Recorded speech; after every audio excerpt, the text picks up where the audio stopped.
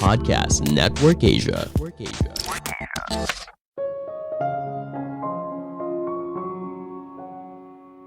Pengalaman masa kecil yang buruk bisa menjelaskan apa yang terjadi pada kamu di saat ini. Halo semuanya, nama saya Michael. Selamat datang di podcast saya, Sikutu Buku. Kali ini saya akan bahas buku What Happened to You karya Oprah Winfrey dan Bruce D. Perry. Sebelum kita mulai, buat kalian yang mau support podcast ini agar terus berkarya, caranya gampang banget. Kalian cukup klik follow. Dukungan kalian membantu banget supaya kita bisa rutin posting dan bersama-sama belajar di podcast ini.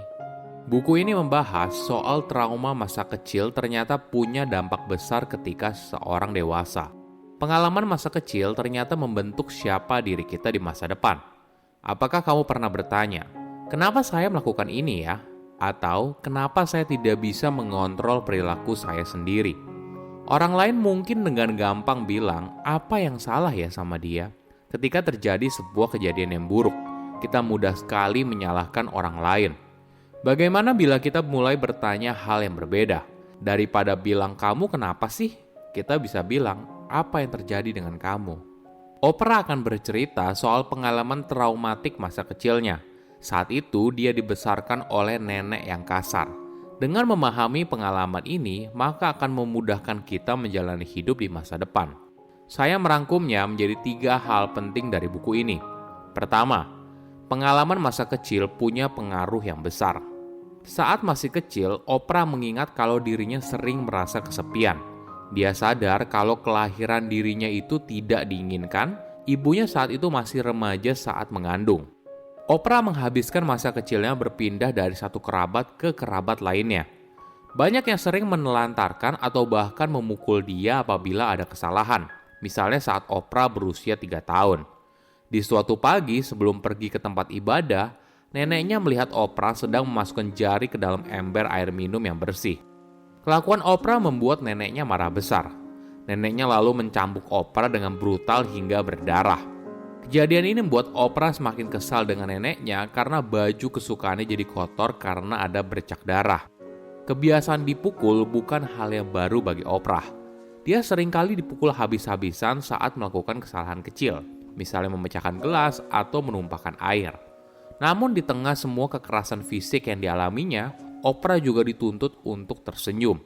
Inilah yang membentuk kepribadiannya hingga dewasa, di mana Oprah selalu berusaha untuk menyenangkan semua orang. Pengalaman yang dialami oleh Oprah saya rasa juga dialami oleh banyak orang. Kekerasan fisik yang dialami saat kecil membuat mereka seringkali menyalahkan diri mereka sendiri atas kejadian buruk yang ada dalam hidupnya. Namun kritik diri berlebih tidak akan membantu. Memahami masa lalu justru merupakan kunci untuk membangun hidup yang lebih sehat dan bahagia. Otak bayi berkembang dengan kecepatan 20.000 sel saraf per detik. Setiap pengalaman masa kecil akan tersimpan secara rapi di dalam otak.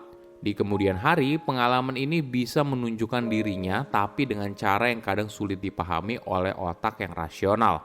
Penulis menceritakan sebuah kisah dari seorang anak yang disebut sebagai Sam. Anak itu mengalami kekerasan fisik oleh ayahnya hingga harus diselamatkan oleh Departemen Perlindungan Anak. Ketika Sam dipindah ke panti asuhan dan menerima dukungan yang dibutuhkan, dia mulai pulih dan baik-baik saja. Hingga suatu hari ada guru baru yang datang. Nah, anehnya Sam mulai bertingkah. Semua orang bingung tentang apa yang terjadi pada Sam hingga akhirnya penulis bertemu dengan ayah Sam. Ternyata ayah Sam menggunakan parfum dengan aroma rempah-rempah tua. Aroma yang sama dengan parfum guru barunya. Seketika semua terhubung, aroma dari parfum itu telah memicu pengalaman masa lalu Sam yang mengerikan.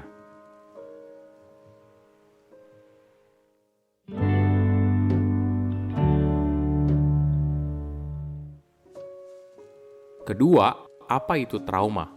Mungkin kita sering mendengar kata trauma, tapi kadang kita tidak yakin apakah suatu kejadian itu masuk dalam kategori trauma atau tidak. Jika kita tidak mengalami perang atau diculik, ada kategori yang bisa kamu masukkan sebagai acuan. Bagi kebanyakan orang, trauma artinya sebuah kejadian atau pengalaman yang sangat buruk. Biasanya hal itu akan terus membekas, tidak bisa kamu lupakan, dan punya efek jangka panjang. Jadi, hanya dirimu seorang yang bisa mengkategorikan sebuah kejadian atau pengalaman menjadi sebuah trauma atau tidak, tergantung dari efeknya pada diri kamu. Kamu tidak bisa menggunakan standar trauma yang kamu lihat dari luar sebagai perbandingan. Ada ilustrasi yang menarik untuk memahami sebuah kejadian yang berpotensi menjadi trauma. Coba bayangkan, ada sebuah kebakaran di sekolah. Anak kelas 1 bereaksi dengan penuh kepanikan dan berhamburan keluar dari kelas. Tapi di sisi lain, anak kelas 5 memiliki reaksi yang lebih kalem karena berada di bagian gedung yang berbeda. Responnya berbeda karena dia merasa aman sepanjang kejadian tersebut. Jadi, apakah kebakaran itu merupakan sebuah trauma? Bagi anak kelas 1, ya mungkin saja. Tapi bagi anak kelas 5, mungkin saja tidak. Trauma tidak hanya terjadi karena ada satu kejadian yang membekas. Tapi bisa juga berasal dari kejadian yang kelihatannya kecil tapi rutin terjadi. Misalnya orang-orang yang dimarginalkan atau dikucilkan secara sosial. Mereka mungkin saja mengalami trauma.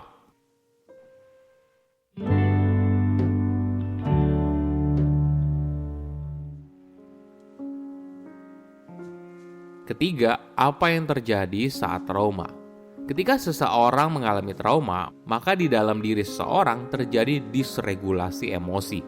Penjelasannya gini, regulasi emosi adalah kemampuan seseorang dalam mengekspresikan, mengenali, dan mengatur emosi agar dapat ditampilkan sesuai norma sosial yang berlaku. Sebaliknya, disregulasi emosi adalah ketika seseorang tidak bisa menunjukkan kemampuan ini. Mungkin kamu sering dengar beberapa gangguan yang berkaitan dengan disregulasi emosi, misalnya gangguan bipolar, ADHD, dan sebagainya. Regulasi juga ada hubungannya dengan keseimbangan. Kita punya banyak sistem yang terus-menerus melakukan monitor tubuh kita dan eksternal untuk memastikan kita dalam keadaan aman dan seimbang. Nah, ketika terjadi ketidakseimbangan, maka kita mengalami disregulasi emosi dan merasa tidak nyaman. Kenapa hal ini penting? Karena saat kita mengalami disregulasi emosi, misalnya sedang mengalami stres, takut, di bawah ancaman, atau dalam bahaya, maka kita akan semakin sulit mengakses bagian otak kita yang tenang. Ada contoh dari pasien penulis bernama Mike Rossman yang merupakan veteran perang.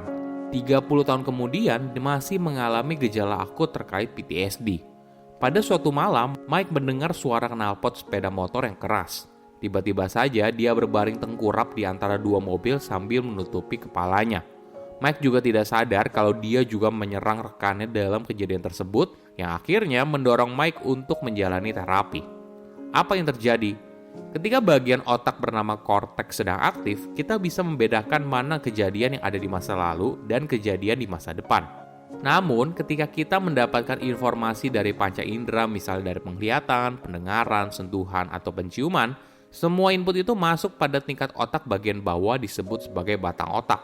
Nah, bagian ini tidak bisa berpikir soal waktu. Jadi, ketika ada suara knalpot motor yang bising, otak Mike tidak bisa membedakan apakah suara itu berasal dari knalpot motor atau dari suara senjata saat perang Korea 30 tahun yang lalu. Oke, apa kesimpulannya? Pertama, pengalaman masa kecil membentuk siapa kita di masa depan. Otak bayi berkembang dengan kecepatan 20.000 sel saraf per detik. Setiap pengalaman masa kecil akan tersimpan secara rapi di dalam otak. Di kemudian hari, pengalaman ini bisa menunjukkan dirinya dengan cara yang kadang sulit dipahami oleh otak yang rasional.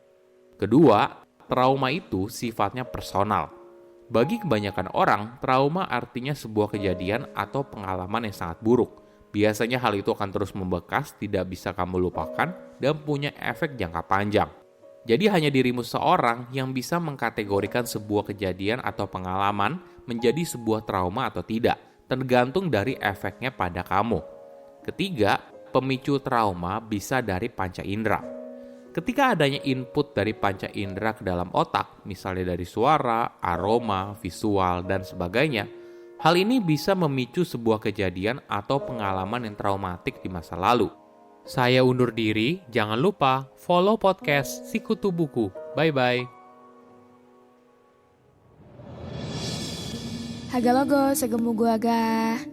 Kenalin gue Sarah. Gue sering berbagi cerita di podcast gue. Namanya cuma sharing. Lebih tepatnya, gue cerita tentang keresahan-keresahan gue maupun orang lain dengan dua sudut pandang tentang proses jadi dewasa. Yuk sharing sama gue di Cuma Sharing. Pandangan dan opini yang disampaikan oleh kreator podcast, host, dan tamu tidak mencerminkan kebijakan resmi dan bagian dari podcast Network Asia. Setiap konten yang disampaikan mereka di dalam podcast adalah opini mereka sendiri dan tidak bermaksud untuk merugikan agama, grup etnik, perkumpulan, organisasi, perusahaan, perorangan, atau siapapun dan apapun.